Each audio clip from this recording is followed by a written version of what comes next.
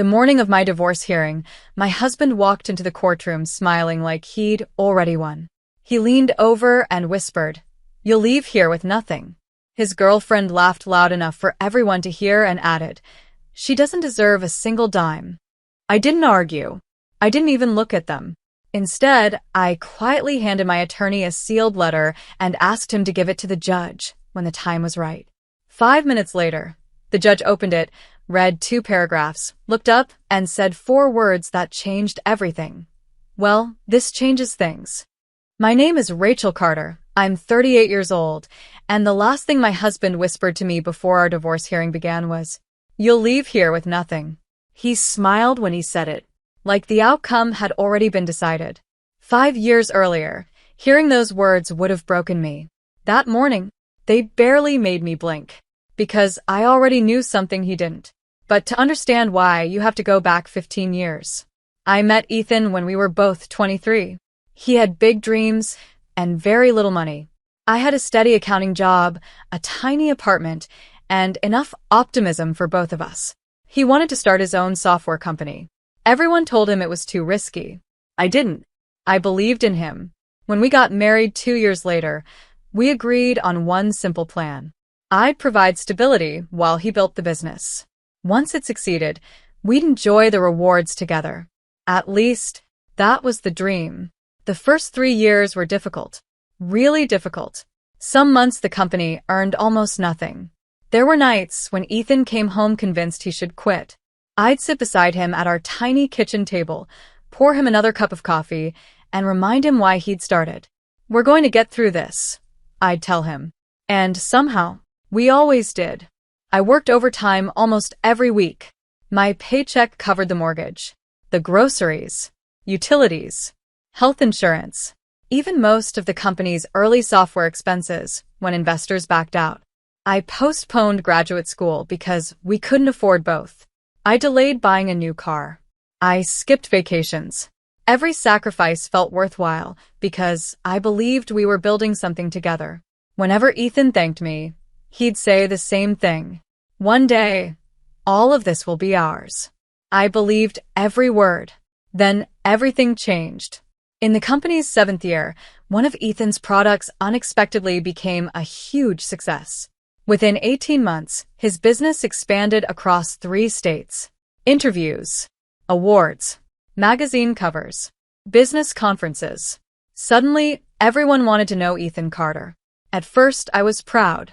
Watching someone you love achieve their dream is a beautiful thing. Until success started changing him. He stopped asking about my day. Dinner conversations became one-sided presentations about investors, revenue, and expansion. He hired assistants for work, but somehow expected me to continue handling everything at home. When I suggested finally returning to graduate school, he barely looked up from his phone. "Why?" The single word caught me off guard. "What do you mean, why?" "You don't need another degree." "I've always wanted one." He shrugged. "Seems unnecessary now." Little by little, the partnership we'd built disappeared. Business trips became more frequent. Late-night meetings became routine. Weekend plans were constantly canceled. Every concern I raised was dismissed the same way. "You're overthinking. You worry too much. It's just work." I wanted to believe him. Until one evening, while organizing paperwork for our accountant, I found hotel reservations that didn't match any conferences listed on Ethan's calendar. I didn't accuse him. Not yet. Instead, I quietly started paying attention. The signs became impossible to ignore. Phone calls he took outside. Messages deleted the moment they arrived. Sudden passwords on devices that had never needed them before. Then one afternoon, I overheard a conversation he thought I couldn't hear. "I'll handle the divorce soon," he said. "I just need everything positioned first." My entire world went silent. Not because he wanted a divorce. Because he'd apparently been planning one without saying a single word to me. That night, I didn't cry. I sat alone in our living room until sunrise. Then I made a decision. If our marriage had already ended in his mind, I wasn't going to beg him to stay. The next morning, I hired a divorce attorney. Her name was Linda Morales. After reviewing everything I'd brought, she leaned back in her chair. Rachel, how much documentation do you have? I opened a folder nearly 3 inches thick. Bank statements, tax returns, emails, loan records, receipts dating back more than a decade. She looked genuinely impressed. You've kept all of this? I've always believed paperwork tells the truth. Over the next several weeks, Ethan hired one of the city's most expensive legal teams. Mutual friends began calling me. Apparently, Ethan had been telling everyone exactly how the divorce would end. He says you'll never touch a penny of his company. He keeps saying he built everything himself. I simply thanked people for letting me know. I never argued, never defended myself. The truth didn't need me to shout. The morning of the hearing, Linda adjusted the stack of files on our table. Are you ready? I looked toward the courtroom doors. I'm done fighting. I smiled quietly. I'm ready for the truth. Just then Ethan walked in wearing an expensive tailored suit. Behind him came his attorney. And seated confidently in the gallery was the woman I'd seen in those hotel reservations. She caught my eye, smiled. Then Ethan leaned toward me. You should have settled when I offered. I said nothing. The courtroom doors opened. Everyone stood. As the judge entered and prepared to begin the proceedings, I reached into my briefcase, removed one carefully sealed envelope, and quietly handed it to Linda. Please, I whispered, give this to the judge when the time is right. The courtroom became completely silent as the judge took his seat. My attorney, Linda, organized our files while Ethan leaned back in his chair with the confidence of someone who believed the outcome had already been decided. He didn't even look nervous. Why would he? He thought the company, the investments, and the future we'd built together belonged only to him. His attorney stood first. Your Honor, he began. Mr. Carter built his business through his own vision, leadership, and hard work. While Mrs. Carter was certainly his spouse, she made no meaningful contribution to the creation or growth of the company. We ask the court to recognize the business as his separate achievement. Ethan nodded proudly. Then he looked at me. A faint smile crossed his face. It was the same smile he'd worn the morning he promised we'd build our future together. Only now, it carried no warmth. The judge turned toward Linda. Mrs. Carter's response? Linda stood calmly. We'll address those statements, Your Honor. She didn't argue. She didn't accuse anyone of lying. Instead, she walked quietly to the clerk's desk and handed over the sealed envelope I'd given her. This was prepared by my client. The judge adjusted his glasses. What exactly is it? A chronological summary of documented financial support and relevant records already included in discovery. The judge nodded. I'll review it. He carefully opened the envelope. The entire courtroom watched in silence. Ethan crossed his arms confidently. His girlfriend glanced toward me with an amused expression. Neither of them seemed concerned. The judge began reading. His eyes moved slowly down the first page. Then the second. He stopped. Went back. Read one paragraph again. Finally, he looked up. Mrs. Carter? Yes, Your Honor. You organized these records yourself? I did. He nodded thoughtfully. I appreciate clear timelines. He returned to the letter. The first page wasn't emotional. There were no accusations. No dramatic language. Only dates. March 2011. Rachel withdrew $28,000 from her personal savings to cover company payroll after investor funding was delayed. Supporting documents attached. September 2012. Rachel refinanced her vehicle to reduce monthly expenses, allowing additional household income to support business operations. Supporting bank statements attached. February 2013. Rachel postponed graduate school to continue working full-time while Ethan focused exclusively on company growth. Then came copies of emails. One caught the judge's attention. It was from Ethan. I couldn't have kept the company alive without you. Someday, everything we build will belong to both of us. The courtroom remained silent. The judge continued reading. Another email. Thank you for covering the mortgage again. I promise this sacrifice won't be forgotten. Another.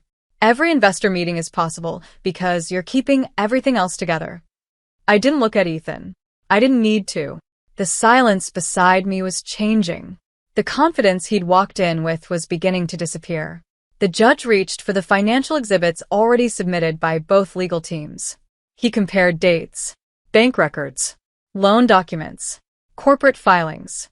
Every few moments he made another handwritten note. Then he looked directly at Ethan. Mr. Carter. Yes, Your Honor. You testified that the business was entirely self-funded after its first year. That's correct. The judge lifted one document. Then could you explain this transfer? Ethan frowned.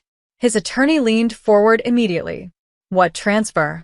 The $28,000 deposit made into the business operating account.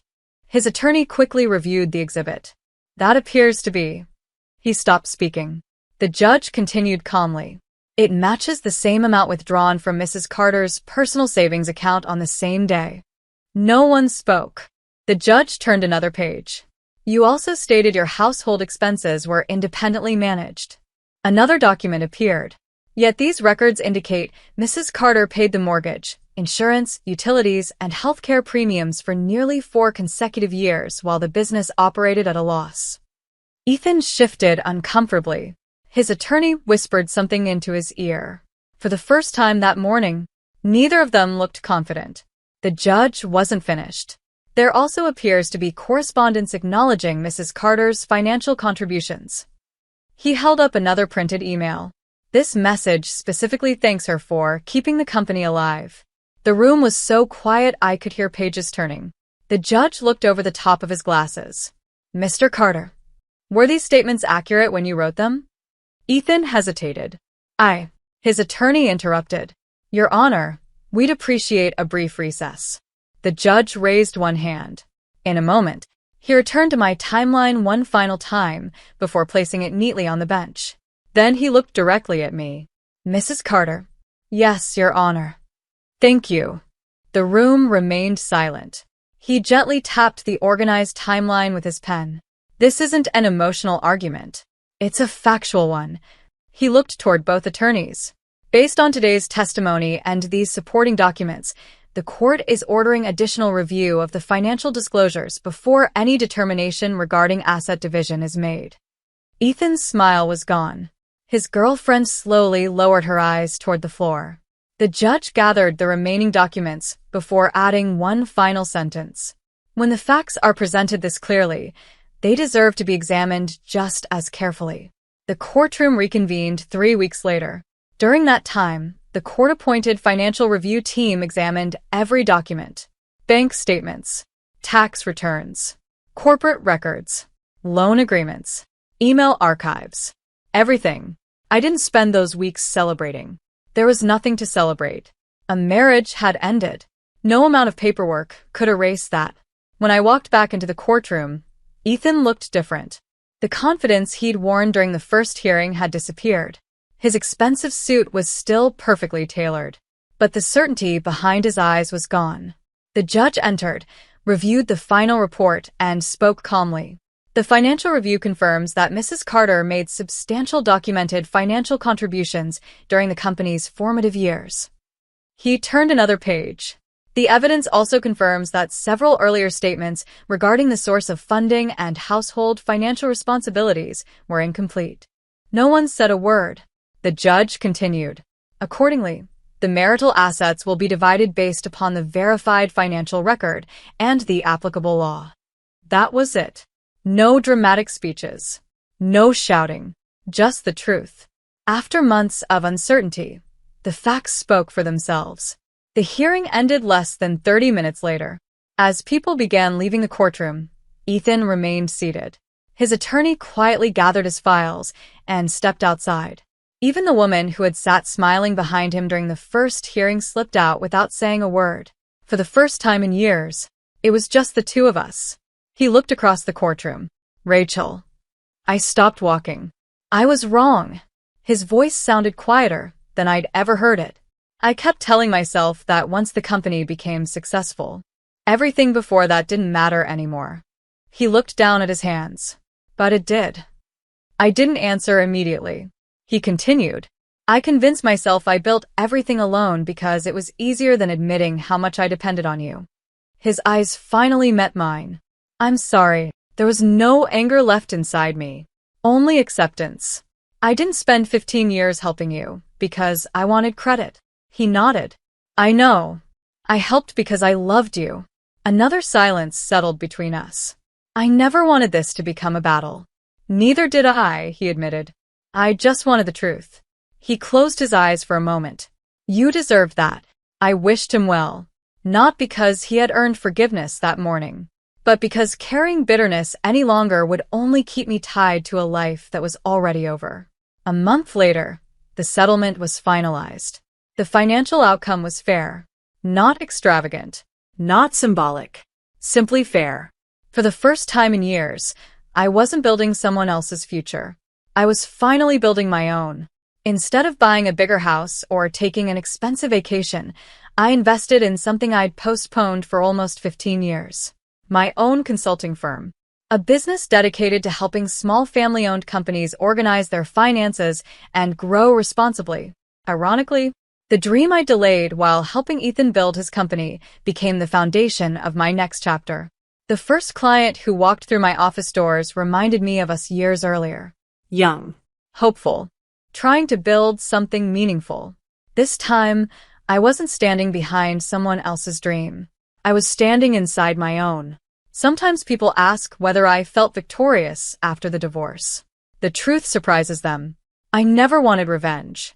Revenge would have kept me looking backward. What I wanted was acknowledgement, not applause, not sympathy. Just the simple recognition that quiet sacrifices matter, even when they happen behind closed doors. The courtroom gave me that. But something even more important happened long before the judge read my letter. I stopped measuring my worth by someone else's appreciation. For years, I believed my value depended on whether the person beside me recognized everything I'd done. I was wrong. My value had been there all along. The judge didn't create it. The documents didn't create it. The settlement didn't create it. They simply revealed what had always been true. And as I locked the door to my new office on my first day in business, I smiled. Because the greatest thing I walked away with wasn't part of any settlement. It was the confidence to know that the strongest foundation I would ever build was the one beneath my own life.